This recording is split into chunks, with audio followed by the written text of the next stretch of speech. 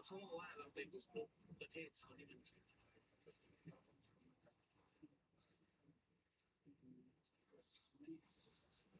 เป็นรูปช่วง40 ปีที่แล้วเนาะประมาณนั้นแล้วตอนนี้สภาพจิตใจเป็นไงยังกลัวอยู่ไหมในบ้านของเราที่โดนระเบิดนี้ก็ยังไม่ได้ทำหรอก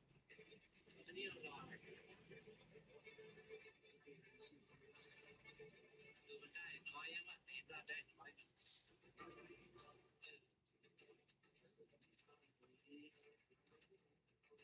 แล้วตอนนี้ยังกลัวอยู่ไหมเรื่องนี้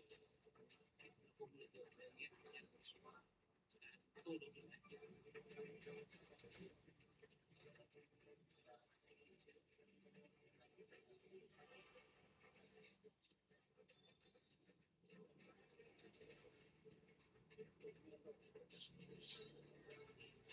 ตัวผมไม่ไปไหนอะเนาะ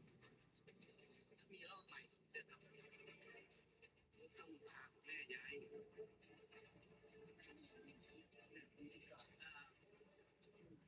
็คือก็ต้องดูแลแกอีกต้องพาแกย้ายที่เนาะไม่อยากไปก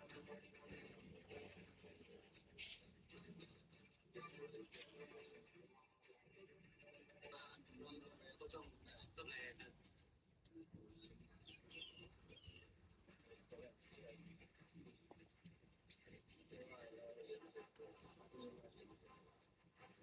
แต่ณวันนี้เนี่ยเราก็ไม่อยากให้มันมีการสู้รบอีกกันเนาะฉลองครบรอบ5 ปีทุกดิวเชื่อของคุณผู้ชมแฟนสาวเชิญทุกท่านนะคะมาร่วมเป็นท็อปแฟนท็อปเมมเบอร์เพื่อสนับสนุนให้เราได้นำเสนอความจริงสู่สังคมต่อไปค่ะสมัครสมาชิกท็อปแฟนท็อปเมมเบอร์เพียงปีละ 5,000 บาทรับกระเป๋าเดินทางและเป็นเพื่อนการ์ดพร้อมรับสิทธิประโยชน์ระดับท็อปตลอดปี 2569 ส่วนลด 20% สินค้าท็อปดิวส่วนลด 10% ตัวกับท็อปดิวลุ้นจับรางวัล6 ครั้งต่อปีลุ้นรับทองคำแท่ง128 รางวัลและวอเชอร์ทัวร์120 รางวัลรวมมูลค่ากว่า 5 ล้านบาทสอบถามข้อมูลโทร 02-481-5677 หรือ Line แอดท็อปช้อปปิ้ง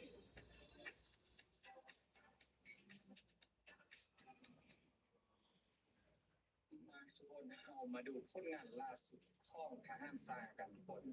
ทหารทรายของประเทศไทยที่กำลังทำงานหนักกันอยู่ที่การป่าการเข้าแล้วคนล่าสุดการเรือเกิดเหตุทุกคนถนนขาดนะเพราะว่าฝนตกหนักมาไล่วันน้องแต่ที่น่าตื่นตาตื่นใจทุกคนก็คือผลงานล่าสุดที่ว่ามีการร่วมแรงร่วมใจกันนะสังเกตว่าน่าจะมีประชาชนหลายคนที่เข้าไปช่วยทำอะไรครับคล้ายๆกับทำสะพานไม้นะทุกคนแต่ว่าทำโดยเทคโนโลยีสำเร็จรูปนะทุกคนเป็นเหมือนกับ